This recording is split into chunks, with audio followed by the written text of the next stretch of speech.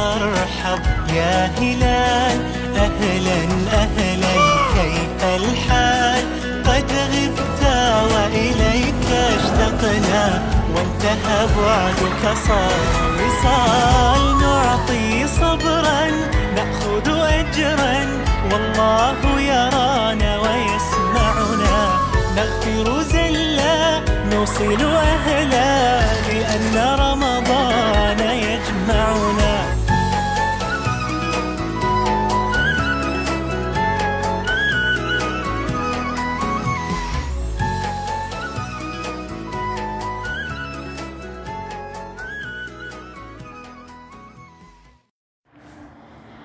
जी तो नाज़रीन, रमज़ान मुबारक ट्रांसमिशन के हवाले से जामिया मस्जिद जिलानी के इमाम अल्लामा मुफ्ती आमिर साहब का ख़ुसूसी बयान। आज का मौजू 20 रमज़ान मुबारक निकाह की अहमियत और निकाह की बरकत कुरान और सुन्नत की रोशनी में पावर प्लस पर पेश किया जा रहा है। इस वक्त कराची नुमाइंदगान पावर प्लस न्यूज़ के आरिफ सोनी जामिया मस्जिद जिलानी गार्डन कराची में मौजूद हैं। जी आरिफ सोनी। आऊज़ु बिल्लाहि मिनश शैतानिर रजीम बिस्मिल्लाहिर रहमानिर रहीम सलातो सलाम अलैका सय्यदी या रसूल अल्लाह वाला आलिका वसाबिका या नूर अल्लाह। जी नाज़रीन, इस वक्त हम मौजूद हैं स्पेशल ट्रांसमिशन के साथ पावर प्लस आरिफ सोनी के साथ रमज़ान करीम। हमारे जो है सवालों का सिलसिला जो है अभी तक शुरू है हमारा, और रमज़ान की जो घड़ी कहते हैं कि हर घड़ी रहमत भरी, तो इंशाअल्लाह ये सिलसिला हमारा 30 रोज़े तक जारी रहेगा। और सवालों का सिलसिला अभी तक हमारा स्टार्ट है। आज भी हमारे लाइन पर मौजूद है सरफराज अहमद साहब, जो सवाल पूछना चाहते हैं। जी सरफराज साहब, क्या सवाल पूछना चाहेंगे? सबसे पहले तो ये कि आपका प्रोग्राम जो है माशाल्लाह में बहुत शौक से देख रहे हैं और बहुत हमारी इस्लाह हो जाती है। तो अल्लामा मुफ्ती आमिर साहब से मेरा एक सवाल है, क्या रोज़े की हालत में जो है नाखून काट सकते हैं, आँखों में सुरमा लगा सकते हैं, और ये खत वगैरह बनाने का जो है हम दाढ़ी वगैरह सेट कर सकते हैं? तो ये सवाल करना बराए मेहरबानी हमारी रहनुमाई करना। जी देखा आपने सवाल पूछा उन्होंने कि सरफराज साहब ने कि रमज़ान के दौरान यानी कि रोज़े के दौरान क्या आँखों में सुरमा लगा सकते हैं या ख़त वगैरह बाल वगैरह बना सकते हैं, हम कटिंग वगैरह करवा सकते हैं। ये सवाल हमारे जो इंचार्ज नुमाइंदगान गुलाम कादर अकबर साहब हैं पाकिस्तान के पावर प्लस के, इत्तेफाक से सवाल उन्होंने भी ये सवाल उनके पास आए थे। तो लोग बहुत ज़रा कन्फ्यूज़न का शिकार होते हैं कि भाई एहराम की हालत में नाखून नहीं काटे जाते, सुरमा नहीं लगाया जाता, बाल वाल का नहीं तरशवाते, तो इसके लिए थोड़े से कन्फ्यूज़न थे। हालांकि इसके शरई तौर पे इसका क्या हुक्म है? बिस्मिल्लाहिर्रहमानिर्रहीम।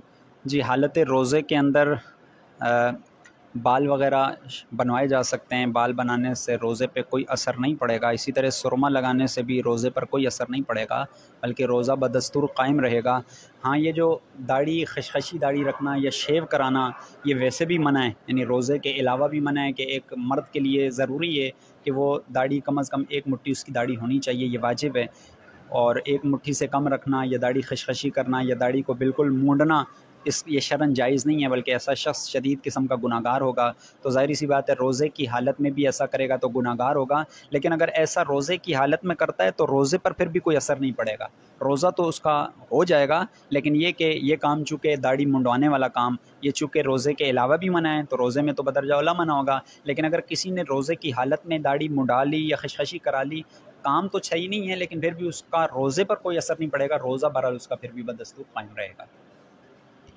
बहुत बहुत शुक्रिया। तो आज का क्या मौजू आपने जो बताया, बड़ा अच्छा सुना है कि बहुत अच्छा मौजू आपने निकाह के बारे में। जी, आज हमने निकाह के हवाले से चंद चीज़ें बयान की हैं। निकाह चूँकि मेरे नबी की सुन्नत है, और निकाह की अदायगी का तरीका क्या होना चाहिए, और निकाह वैसे हमारे आम उर्फ़ में ये है कि बेचारा जिसकी ज़ौजा का इंतकाल हो जाए, तो अगर उस बेचारे के 1-2-3 बच्चे हों तो फिर तो मुआशरे में वो अगर शादी कर ले तो उसको कहीं अजीब ही नज़रों से देखा जाता है। तो कोशिश की है कि भाई ऐसी चीज़ें बयान की जाएँ कि जिसमें कौम का, अवाम का, हमारे लोगों का, मुसलमानों का भला हो, कि भाई निकाह करने में कोई इसमें आरियत की बात नहीं है, बल्कि हमारे बुजुर्गान दीन ने 2-2 3-3 निकाह भी फरमाए हैं। तो इस पर इंशाल्लाह गुफ्तगू करने की कोशिश की, अब सुनेंगे तो इंशाल्लाह मज़ा आए। तो मतलब एक ज़ौजा का इंतकाल ना हो तो वैसे भी ज़ौजा की हयात में निकाह करना अच्छी बात है ना। तो मतलब आपने भी कितने निकाह किए माशाल्लाह? जी, मेरा तो फ़िलहाल एक ही निकाह है। तो असल में अगर ज़ौजा हयात भी हों تو پھر بھی دوسرا نکاح کرنے میں کوئی آر محسوس نہیں کرنی چاہیے، اور نہ ہی اس میں کوئی شریعت نے بندے کو بانڈ کیا ہے کہ نہیں بھائی. بعض اوقات ہمارے معاشرے میں عورتیں یہ کہتی ہوئی نظر آتی ہیں کہ بھائی ایک بیوی کے ہوتے ہوئے دوسری بیوی بندہ تب لائے کہ جب پہلی بیوی کام کی نہ ہو، مثلا وہ کام شام کر کے نہ کرتی ہو، یا شوہر کو ستاتی ہو، یا اس کے بچے نہ ہوں، تو دوسری شادی کر سکتا ہے. اس کے علاوہ تو شریعت نے اجازت نہیں دی ہے. تو یاد رکھیں یہ غلط سوچ ہے. پہلی شادی میں اگر عورت محبت کرنے والی بھی ہو، بچے بھی اس نے دیے ہوں، اچھی اخلاق کی بھی اچھی ہو، پھر بھی مرد کو دوسری شادی کرنے کا شریعت نے اختیار دیا ہے. جی تو اس حوالے سے یہ کنفیوژن لوگوں کا بھی دور ہونا چاہیے. چلو بہت بہت شکریہ. تو انشاءاللہ آپ کی جو بات کی بڑی پیاری اور خوبصورت بات کی.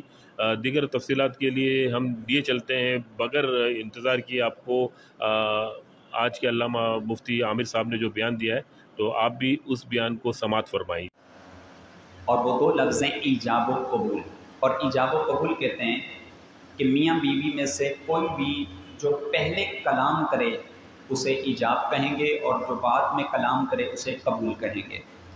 اور یہ نکاح دو مسلمان عاقل بالغ آزاد مردوں کی موجودگی میں منعقد ہوتا ہے. اور نکاح کے حوالے سے میرے نبی نے فرمایا کہ اعلنوا ھذا النکاح واجعل فی المساجد. میرے آقا فرماتے ہیں کہ لوگوں اس نکاح کا اعلان کیا کرو، یعنی لوگوں کو بتاؤ، نکاح کا پیغام دو تاکہ ان کی بھی شرکت ہو. واجعل فی المساجد، اور نکاح کی اس رسم کو مسجد میں ادا کرو.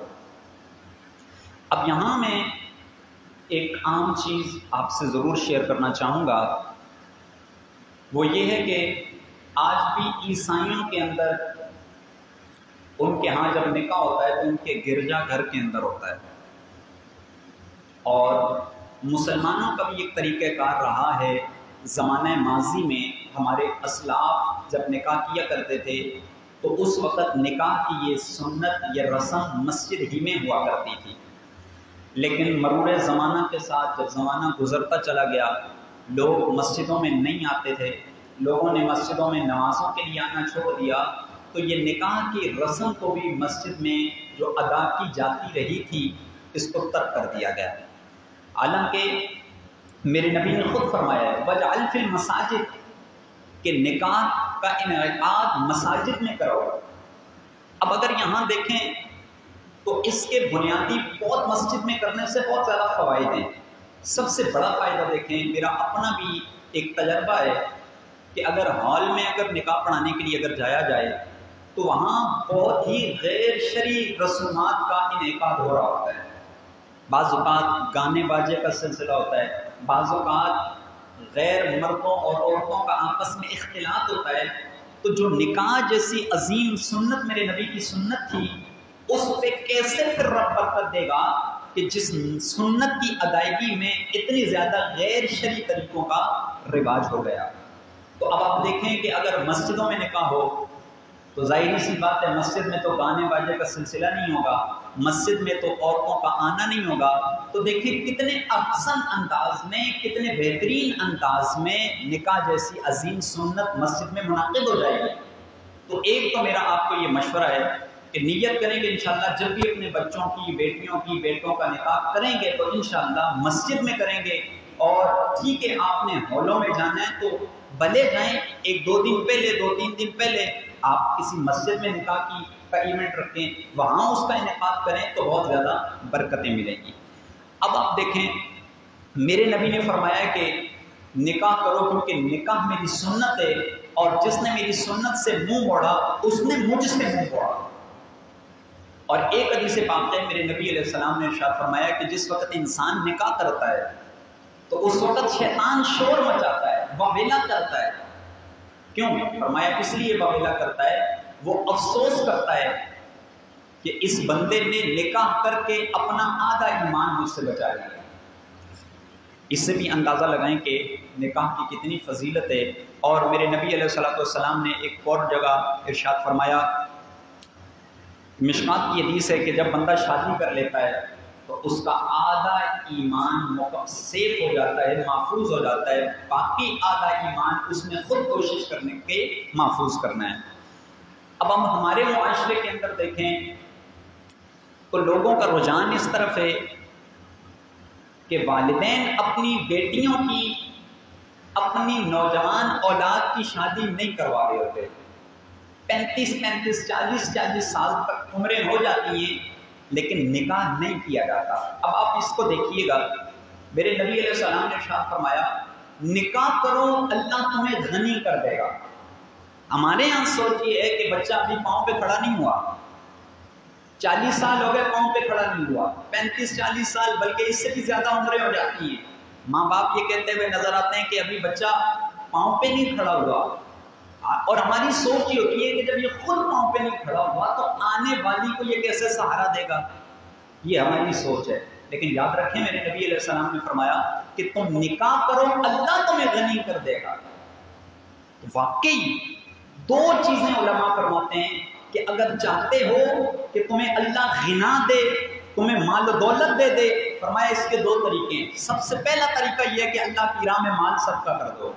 ہمارے یہاں رواج یہ ہے کہ اگر کسی کو کاروبار میں لاس ہو گیا، پہلے وہ مسجد میں بھی دیتا تھا، مدرسوں میں بھی دیتا تھا، اب جب تھوڑا سا لاس ہو گیا تو اب کہتا ہے کہ چلو ٹھیک ہے اب مجھے نقصان ہو گیا تو اب اس جیلانی مسجد کو مثلا 2000 روپے میں مہینہ دیتا تھا یا 5000 دیتا تھا، پہلے یہ مائنس کرے گا.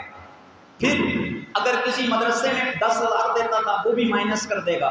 حالانکہ گیریج میں 5 گاڑیاں کھڑی تھیں، یہ نہیں سوچا کہ چلو ایسا کرتا ہوں کہ میں ایک گاڑی کم کر لیتا ہوں لیکن جو میں مسجدوں میں یا مدارس میں دے رہا ہوں اس کی کمی نہ کروں. یہ سوچ نہیں ہوتی، بلکہ کیا یہ جو صدقہ کیا جاتا تھا اس میں اپنا ہاتھ کو روک دیتا ہے. حالانکہ یاد رکھیں لوگوں، میرے نبی علیہ السلام نے ارشاد فرمایا کہ صدقہ کرنے سے مال کم نہیں ہوتا، اللہ تعالیٰ تمہیں اور زیادہ مالدار کر دیتا ہے. اسی طرح دوسرا مالدار ہونے کا بہترین طریقہ نکاح کرنا ہے.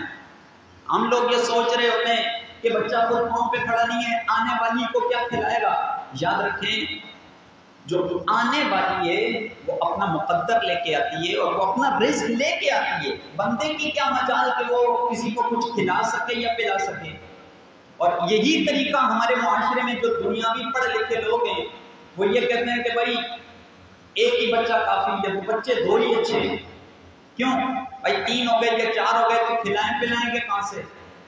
یاد رکھیں ہماری کوئی اوقات نہیں ہے، ہماری بساط میں ہی نہیں ہے کہ ہم ایک کو بھی رزق کھلا سکیں اگر اللہ نہ چاہے. لیکن اگر ہماری نظریں رب کی رحمت میں ہوں اور یہ کہیں کہ اے اللہ میں نے شادی کی ہے تو اس میری بیوی کے سلسلے میں تو ہی میری مدد کرے گا، میری اولاد کے سلسلے میں مولا تو ہی دینے والا ہے، یقین جانیے ہماری یہ سوچ بن جائے تو بچے 2 ہی اچھے کا کانسیپٹ ہی ہمارا ذہن سے نکل جائے گا. کیوں؟ اس لیے کہ ہمیں اسباب پہ نظر نہیں ہونی چاہیے، مسبب الاسباب پہ نظر ہو. جب مسبب الاسباب پہ نظر ہوگی تو پھر دیکھیے اللہ کتنا کرم فرماتا ہے. تو سب سے پہلی چیز تو یہ ہے جن والدین کے ذہن میں یہ بات ہے کہ ابھی بچہ پاؤں پہ کھڑا نہیں ہوا اس لیے اس کی نکاح نہیں کریں گے تو یاد رکھیں یہ اپنے ذہن سے سوچ نکال دیں. اللہ کا نام لے کے میں آپ سے ایک چیز پوچھتا ہوں، ہمارے معاشرے میں ہوتا یہ ہے کہ ہماری نظریں اعلیٰ سے اعلیٰ کی طرف ہوتی ہیں. ہم نے اپنے بچے کی شادی کرانی ہے ارب خرب پتی کی بیٹی کے ساتھ.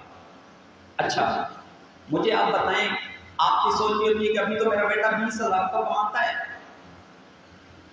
ایسے میں ذہن میں یہ کانسیپٹ ہونا چاہیے کہ بھائی شریعت میں ویسے بھی شریعت یہ کہتی ہے کہ کف میں نکاح کرو، جو آپ کے ہم پلہ لوگ ہیں اس میں نکاح کرو. اب ایسے میں اگر آپ کا بیٹا 20,000 کماتا ہے تو آپ کہیں ایسی جگہ رشتہ دیکھیں کہ جہاں کسی کی 3 بیٹیاں ہوں اور ایک باپ کمانے والا ہو یا بھائی کمانے والا ہو جس کی 20-25 ہزار تنخواہ ہو. مجھے بتائیں کہ وہ اگر 20-25 ہزار میں 3 بیٹیاں اپنی سنبھال رہا ہے تو آپ کا بیٹا 20,000 میں اس کی ایک بیٹی نہیں سنبھال سکے گا.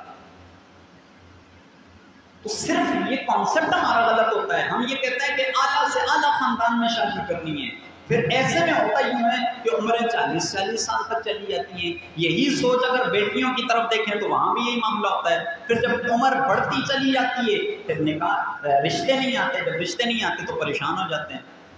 اس لیے یہ چیز بھی بڑی عام.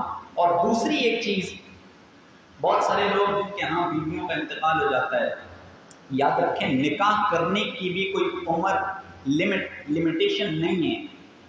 50 سال 60 سال میں بھی جا کے نکاح کیا جا سکتا ہے. اور اگر اولاد بیٹھی ہے اور ان کے والدین میں والد اگر نکاح نہیں ہوا، والدہ کا انتقال ہو گیا، اور اگر آپ سمجھتے ہیں کہ ہمارے والد کی دلچسپی ہے تو نکاح کیا جائے. کیوں؟ سنیے آپ، احیاء العلوم کے اندر موجود ہے. حضرت سیدنا ابن مسعود رضی اللہ تعالیٰ عنہ صحابی رسول ہیں.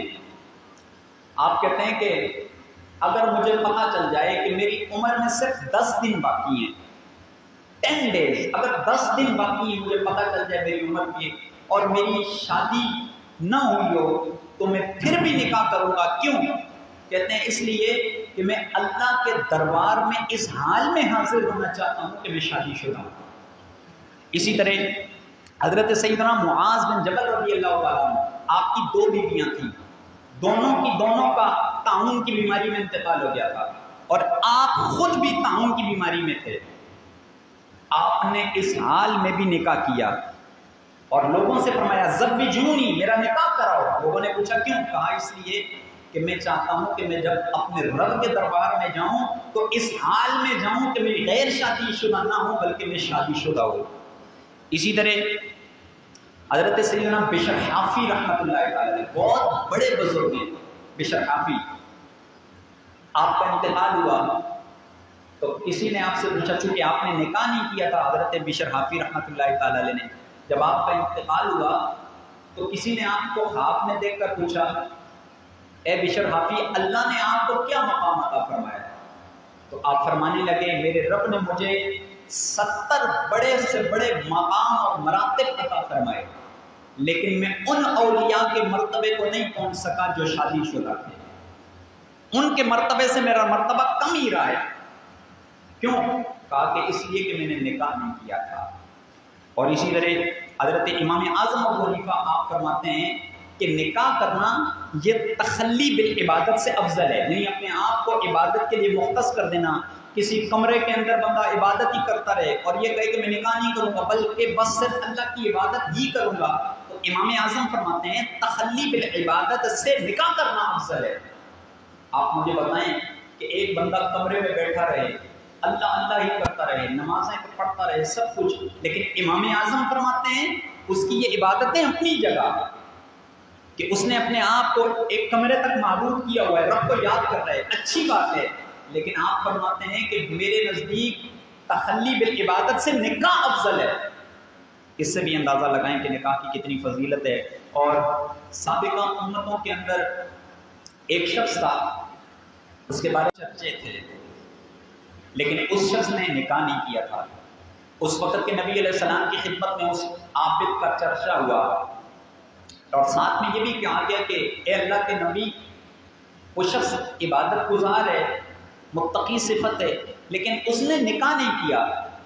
تو آپ فرمانے لگے کہ کتنا ہی اچھا ہوتا کہ وہ اس سنت پر بھی عمل کر لیتا. بہرحال آپ نے اس عابد کو بلایا، وہ عابد حاضر خدمت ہوا. تو آپ نے پوچھا کہ تو نکاح کیوں نہیں کرتا؟ تو وہ عرض کرنے لگا، حضور میں نکاح کرنا تو چاہتا ہوں لیکن گنجائش نہیں ہے. تو اس وقت کے نبی علیہ السلام نے اپنی بیٹی کا رشتہ اسے دیا اور اس کا نکاح کرایا. اور ایک اور احیاء العلوم میں امام غزالی بڑی پیاری بات لکھتے ہیں کہ ایک بزرگ تھے اور وہ بھی عبادت میں مصروف رہتے، دن رات اللہ کو یاد کرنے میں مصروف رہتے، لیکن انہوں نے نکاح نہیں کیا تھا. اب ایسے میں لوگ ان کو کہتے کہ بھائی نکاح کر لیں، عرصہ گزر گیا، عمر بیت گئی، نکاح نہیں کیا. پھر کیا ہوا؟ امام غزالی لکھتے ہیں کہ ایک دن وہ بزرگ سوئے، اپنی زندگی میں ایک دن انہوں نے سوئے، رات کو سوئے، صبح جاگے تو لوگوں کے اندر اعلان کیا، زوجونی زوجونی، لوگوں میرا نکاح کراؤ، میری شادی کراؤ. لوگ بڑے پریشان، کہنے لگے حضرت آپ تو یہ کہتے پھرتے تھے کہ نکاح نہیں کروں گا، اچانک آپ کو کیا ہو گیا کہ آپ نے یہ اعلان کرنا شروع کر دیا کہ میری شادی کراؤ، میرا نکاح کراؤ؟ تو ان بزرگوں نے فرمایا کہ اصل میں مسئلہ یہ ہوا ہے کہ جب میں رات کو سویا میں نے خواب دیکھا. خواب میں کیا دیکھا کہ میدان حشر ہے اور لوگ پیاس کے اندر تڑپ رہے ہیں، گرمی کی شدت ہے. کہتے ہیں کہ ایسے میں مجھے بھی پیاس لگی ہوئی تھی اور دل چاہ رہا تھا کہ ٹھنڈا ٹھنڈا پانی کا شربت ہو. کہتے ہیں پھر میں نے کیا دیکھا کہ چھوٹے چھوٹے بچے کھڑے ہیں اور وہ جگ ان کے ہاتھوں میں ہے، گلاس ہاتھوں میں ہے، اور وہ چند لوگوں کو، چند مردوں کو پانی پلا رہے ہیں۔ تو آپ کہتے ہیں کہ جب میں نے دیکھا تو مجھے بڑا اچھا لگا کہ یار ابھی تو میرے لیے بھی کوئی نہ کوئی پانی کا بندوبست ہو جائے گا، کیونکہ کہتے ہیں پیاس مجھے بھی لگی ہوئی تھی۔ کہتے ہیں میں تھوڑا سا آگے بڑھا کہ ایک بچے سے ایک گلاس لے لوں تاکہ تھوڑا سا پانی میں بھی پی لوں۔ کہتے ہیں جو ہی میں آگے بڑھا اس بچے سے پانی مانگا، اس نے اپنا ہاتھ پیچھے کھینچ لیا اور مجھے پانی نہ دیا۔ کہتے ہیں میں نے اس بچے سے پوچھا کہ اے بچے، تم اتنے بچے ہو یہاں اور مردوں کو پانی پلائے جا رہے ہو، میں بھی تو ایک شخص ہوں، ایک مرد ہوں، مجھے پانی نہیں دیتے؟ تو آپ فرمانے لگے کہ وہ بچوں نے مجھے یہ جواب دیا کہ جن کو ہم پانی پلا رہے ہیں یہ ہمارے والد ہیں، اور ہم اپنے والد کو پانی پلا رہے ہیں۔ تو چونکہ آپ نے شادی نہیں کی، شادی کرتے تو آپ کے بچے ہوتے، اس لیے ہم آپ کو پانی نہیں پلا سکتے۔ تو آپ کی جب آنکھ کھلی، صبح اٹھے تو لوگوں سے کہا کہ میرا نکاح کراؤ۔ کیوں؟ کہا اس لیے کہ کہیں کل میدان حشر میں جب مجھے پانی کی ضرورت پڑے تو میری بھی اولاد ہو، میرا بھی بیٹا ہو، جو میرے لیے میرے دل کی، میرے سینے کی، میرے پیٹ کی ٹھنڈک کا باعث بنے، تاکہ وہ مجھے بھی ٹھنڈے ٹھنڈے پانی کا شربت پلائے۔ اس لیے کہا کہ اب مجھے سمجھ آئی ہے کہ واقعی نکاح کرنے میں اللہ نے بہت بڑی برکتیں رکھی ہیں۔ اسی طرح اور بھی نکاح کے حوالے سے جامع صغیر کی روایت ہے، بڑی توجہ سے سنیے گا۔ حضرت انس بن مالک رضی اللہ تعالیٰ عنہ سے مروی ہے کہ سرکار کریم علیہ الصلوۃ والسلام نے ارشاد فرمایا کہ شادی شدہ شخص کی 2 رکعتیں یہ غیر شادی شدہ شخص کی 70 رکعتوں سے افضل ہیں۔ ذرا سبحان اللہ کی آواز آئے نا۔ ایک شخص شادی شدہ ہے، وہ 2 رکعتیں پڑھتا ہے، اور دوسری جگہ ایک شخص ہے وہ غیر شادی شدہ ہے، وہ 70 رکعتیں پڑھتا ہے، تو بھی شادی شدہ کی 2 رکعتیں غیر شادی شدہ کی 70 رکعتوں سے افضل ہے۔ ابھی آپ اس سے بھی اندازہ لگائیں کہ نکاح کے اندر کتنی عظمت ہے، کتنی فضیلت ہے، کتنا مقام ہے، کتنا مرتبہ ہے۔ لہٰذا بالخصوص ہمارے معاشرے کے اندر تو بیچاری جس کی زوجہ کا انتقال ہو جائے تو اگر وہ دوسرا نکاح کر لے، ویسے تو اگر 1-2 بچے ہوں تو پھر دوسرا نکاح کرے تو لوگ بڑی حیرت کی نظر سے دیکھتے ہیں۔ یاد رکھیں یہ بالکل ہی مناسب نہیں ہے۔ اگر آپ دیکھیں ہمارے اولیاء نے، ہمارے صوفیاء نے، ہمارے اسلاف نے کئی نکاح فرمائے ہیں، اور یہ کہا کہ اگر آپ ابھی سن چکے ہیں کہ حضرت جناب سیدنا ابن مسعود صحابی فرماتے ہیں کہ اگر مجھے پتہ چل جائے میری زندگی کے صرف 10 دن باقی ہیں میں پھر بھی نکاح کروں گا۔ تو اس میں سبق ہے ہم لوگوں کے لیے کہ جو جوان ہیں یا اگر بوڑھے بھی ہیں وہ ضرورت سمجھتے ہیں کہ ہمیں نکاح کرنا چاہیے، کیونکہ بعض اوقات یوں بھی ہوتا ہے کہ زندگی کے آخری لمحات میں، اینڈ میں اپنی شریک حیات کی زیادہ ضرورت پڑتی ہے۔ اس لیے اس میں بالکل بھی نہ اولاد آر محسوس کرے، نہ اسی طرح ہمارے بزرگ آر محسوس کریں۔ اگر آسانی ہو تو نکاح جیسی اس عظیم رسم کو ضرور ادا کیا کریں۔ اللہ تبارک و تعالی ہم سب کو نکاح جیسی عظیم سنت کو سنت کے تقاضوں کے مطابق ادا کرنے کی توفیق عطا فرمائے۔ وآخر دعوانا ان الحمد للہ رب العالمین۔